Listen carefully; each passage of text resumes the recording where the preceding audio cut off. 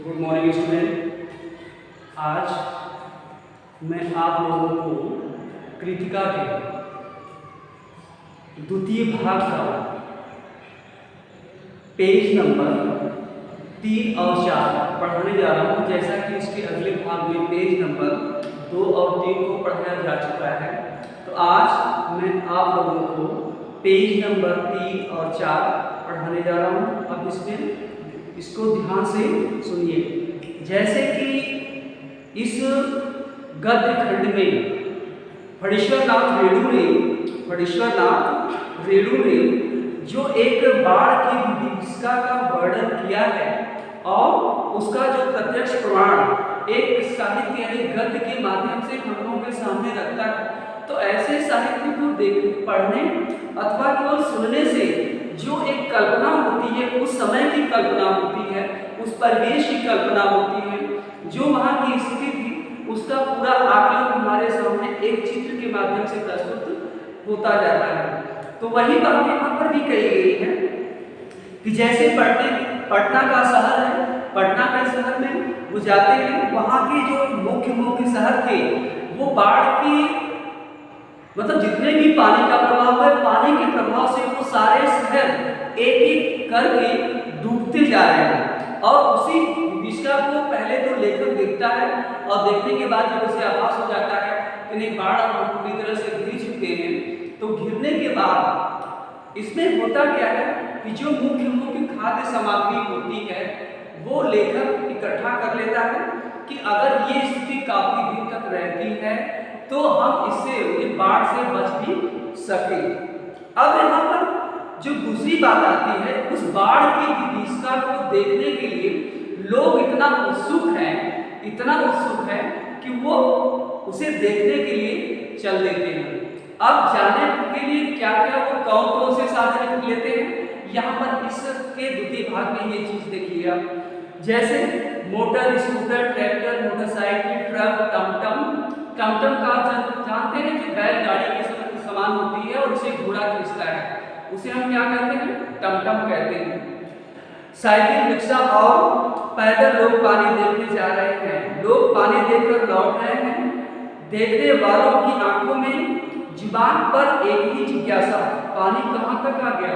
यानी जो लोग पानी को देखने के लिए जा रहे हैं और उनके मन में बस सिर्फ एक ही जिज्ञासा थी, और वो जिज्ञासा थी कि जो पानी का प्रभाव इतना तेज है वो कहाँ तक आ गया, कैसे वहाँ के लोग हैं।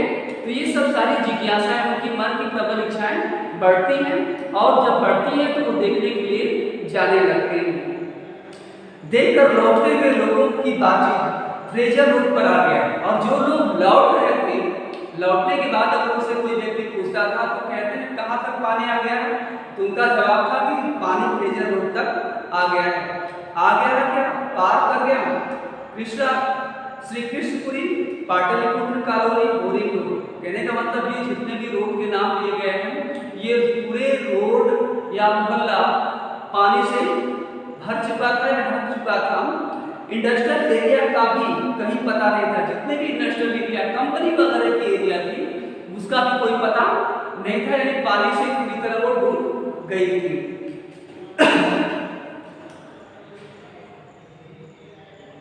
इसके बाद देखिए, इंडस्ट्रियल एरिया का कहीं भी पता नहीं था। अब भट्टाचार्य रोड पर पानी आ गया होगा। अब वो कल्पना करते जा रहे हैं कि जब ये सारी एरिया डूब गई होगी तो अगले एरिया में पानी प्रवेश कर गया होगा। नहीं, भट्टाचार्य रोड पर पानी आ गया होगा।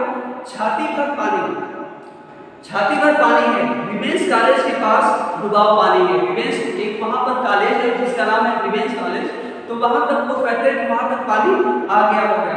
आ रहा है, आ गया, घुस गया, डूब गया, बह गया। कहने का मतलब कि जब लोग देख कर के आ रहे हैं तो उनके मन की जो भावना है कि अब आ गया पानी, अब लोग डूब रहे हैं, बह जाएगा, ये सारी मन की जो भावनाएं हैं व्यक्त करते जा रहे हैं कि तो पानी से चारों तरफ से घिर गया है, तो ऐसी परिस्थिति आ सकती है। अब अगले में देखिए, जब हम कॉफी हाउस के पास पहुंचे, कॉफी हाउस बंद कर दिया गया था। सड़क के एक किनारे पर मोटी डोरी की शक्ल में गेरुआ झाड़ फेर में उलझा पानी तेज से सरकता आ रहा था। मैंने कहा आचार्य जी आगे जाने की जरूरत नहीं, वो देखिए आ रहा है मृत्यु का तरल दूत। अब इसमें जो मृत्यु का तरल दूत किसे कहा गया है, ये प्रश्न आपको लिख करके भेजना है आपको। मृत्यु का तरल दूत किसे कहा गया है? अब जैसे इसकी व्याख्या भी मैं कर दे रहा हूँ। जो पानी एक तेजी से बढ़ाव के साथ आ रहा था शहर की तरफ, शहर के अंदर उसमें काफी भाग डूब भी चुके थे और जो थोड़ा ऊंचाई पर थे वो बचे हुए थे, तो उसकी तरफ भी पानी बहुत तेज आ रहा था और उसी को देखते हुए और जो बहाव तेजी से आ रहा था उसमें एक लाल सा जो गिरवा, गिरवा का मतलब क्या होता है? गिरवा का मतलब जैसे गिरवा वस्त्र होते हैं साधु सन्यासी लोग धारण करते हैं, तो उसी तरह का पानी एक झाग टाइप का लिए आ रहा था और उसी झाग को देखकर जब लेखक देखता है तो कहता है कि ये कुछ नहीं है, मृत्यु का तरल दूत है। यानी बाढ़ की विभीषिका, जो बाढ़ की विभीषिका यानी जो उसका बहुत विशाल विकराल रूप था और उसके आगमन को देख करके लेखक ने यहाँ पर बाढ़ की विभीषिका को ही मृत्यु का तरल दूत कहा है। ये तो समझ में आ गया होगा आप लोगों को। अगला है, आतंक के मारे मेरे दोनों हाथ बरबस हो गए और सब है प्रणाम निवेदन में मेरे मुंह से सब कुछ अस्पष्ट का मतलब क्या होता है? अस्पष्ट शब्द निकले। हाँ मैं बहुत कायर और डरपोक हूँ। कहने का मतलब जब ये सारी स्थिति मैंने देखा तो मेरे हाथ अपने आप क्या होते हैं?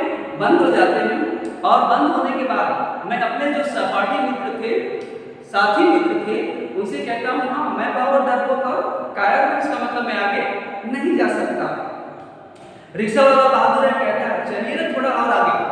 इस पर रिक्शा वाला कहता है फिर अभी अब डरिए मत और थोड़ा आगे चल के देखते हैं कि वहां का हाल क्या है। भीड़ का एक आदमी बोला, ए रिक्शा करंट बहुत तेज है, आगे मत जाना। मैंने रिक्शे वाले से अंदर खड़े स्वर में कहा, लौटा है भैया, आगे बढ़ने की जरूरत नहीं है। लौटा ले भैया, आगे बढ़ने की जरूरत नहीं है। मैंने भी रिक्शे वाले से बहुत निवेदन करके कहा कि अब हमें आगे बढ़ने की जरूरत नहीं है, यहीं से अपना रिक्शा हम क्या करते हैं? वापस ले लेते हैं। यहीं से अपना रिक्शा हम वापस ले लेते हैं और आगे जाने की हमें जरूरत नहीं है। रिक्शा वाला मोड़ कर हम अप्सरा सिनेमा हॉल, एक सिनेमा हॉल है जिसका नाम है अप्सरा, सिनेमा हॉल के पास जाते हैं के बगल से गांधी मैदान की ओर चले। कहने का मतलब कि जो एक रास्ता था अप्सरा सिनेमा हॉल से वो गांधी नगर की तरफ जाता था, उसी तरफ हम लोग चल देते हैं। पैलेस होटल और इंडियन एयरलाइंस दफ्तर के सामने पानी भर रहा था। पानी की तेज धारा पर लाल हरे नियन यहाँ पर जो एक शब्दावली का प्रयोग किया गया है के अनुसार के तरह विज्ञापनों की परछाई सैकड़ों रंगीन सांपों की आकृति सृष्टि कर रही थी। कहने का मतलब कि उसमें जो विज्ञापन की ऊपर लगे हुए थे पोस्टर वगैरह, उसकी परछाई और जो पानी की लहरें होती हैं, पानी की जो लहरें होती हैं उसका आकार बिल्कुल सर्पों के आकार के समान दिखाई दे रहा था। अर्थात वो लहरें सर्पों के आकार की सृष्टि या निर्माण कर रही थी। गांधी मैदान की रेलिंग के सहारे हजारों लोग खड़े देख रहे थे और जो गांधी मैदान की रेलिंग थी, जो गांधी मैदान था वहां पर चारों तरफ से रेलिंग बनाई गई थी और रेलिंग के चारों तरफ लोग खड़े होकर के इस नज़ारे को देख रहे थे, इस दृश्य को देख रहे थे। दशहरा के दिन रामलीला के राम के रथ की प्रतीक्षा में जितने लोग रहते हैं उससे कम नहीं थे। कहने का मतलब कि दशहरा का मौसम तो आए रहा है जानते हैं, तो जो दशहरे का मतलब जो रामलीला होता है इसमें राम की लीला को देखने के लिए जो जितने उत्सुक होते हैं उससे वो संख्या यहाँ पर कम नहीं थी, यानी उससे भी ज्यादा थी, उससे कम नहीं थी अर्थात उससे ज्यादा थी। गांधी मैदान के आनंद उत्सव सभा सम्मेलन और खेलकूद की सारी स्मृतियों पर धीरे धीरे एक गैरिक मतलब गेरुए रंग का, गैरिक का अर्थ होता है गेरुए रंग का आवरण आच्छादित का अर्थ होता है ढका रहना, आच्छादित यानी गेरुए रंग का एक आवरण मतलब बिल्कुल ढक रहा था, वो आच्छादित हो रहा था। हरियाली पर स्नेह पानी गिरते देखने का अनुभव सर्वथा नया था और जो पानी पर जो हरियाली का एक देखने का अनुभव था ये मेरे लिए बिल्कुल नया था। मेरे लिए कैसा था? बिल्कुल नया था। इसी बीच एक अधेड़ मुस्टंड और गवार जोर जोर से बोल उठा, जब दानापुर डूब रहा था तो पटनियों बाबू लोग उलटकर देखने भी नहीं गए। अब मुझे कहने का मतलब यहाँ पर देखिए एक जो द्वेष की भावना से जो बातें कही गई है कि जब दानापुर डूब रहा था तो पटनियों अर्थात पटना के लोग उन्हें देखने भी नहीं गए थे। पटना के लोग उन्हें देखने भी नहीं गए।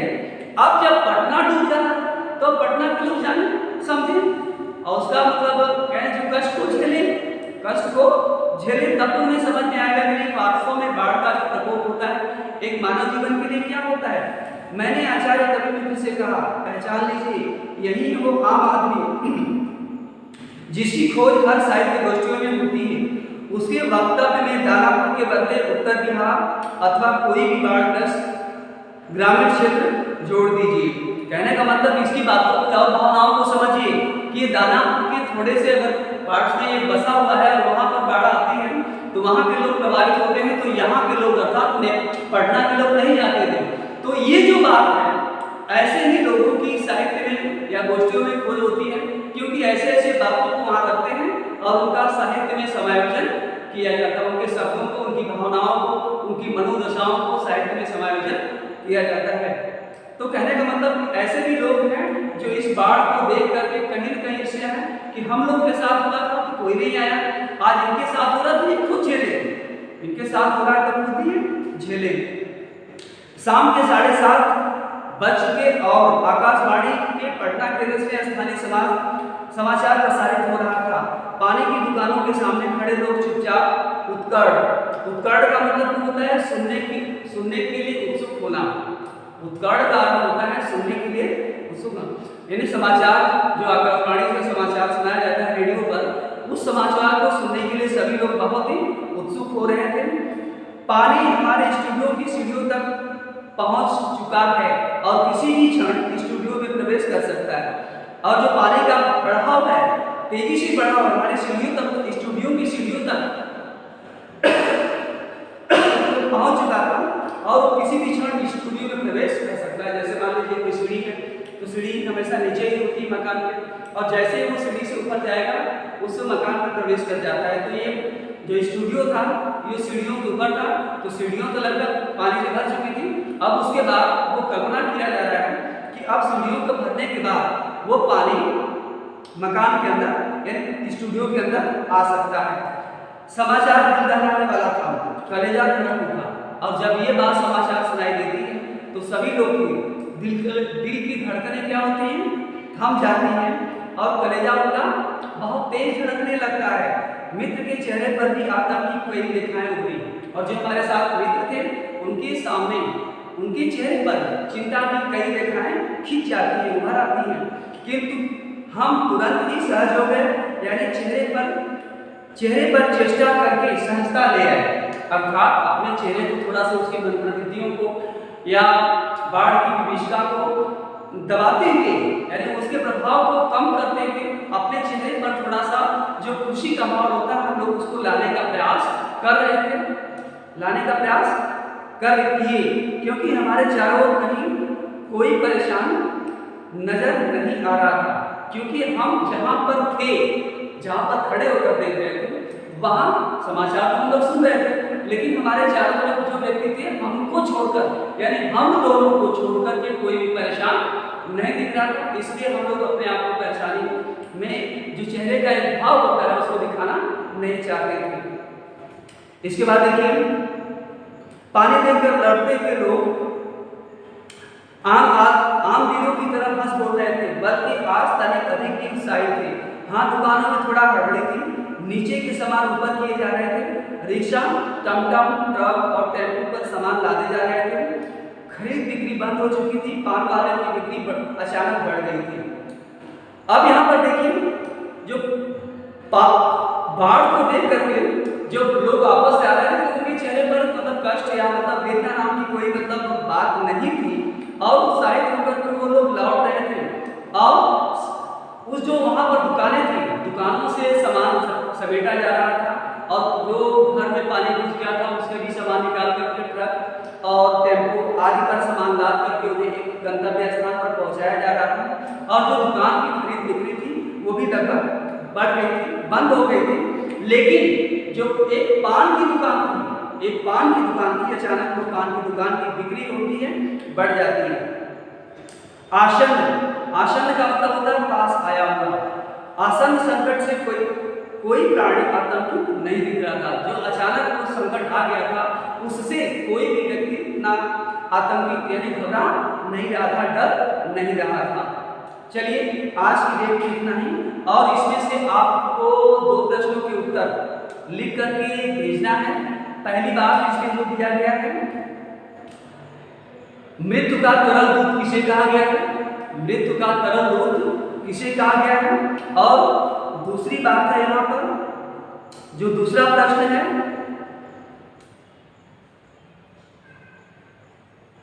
जब लोग बाढ़ की विभीषिका को देखकर वापस आ रहे थे तो उनके मन में क्या था? बाढ़ को देखने के बाद लोगों के मन में क्या था? ये दोनों प्रश्न के उत्तर आप लिख करके भेजेंगे। धन्यवाद।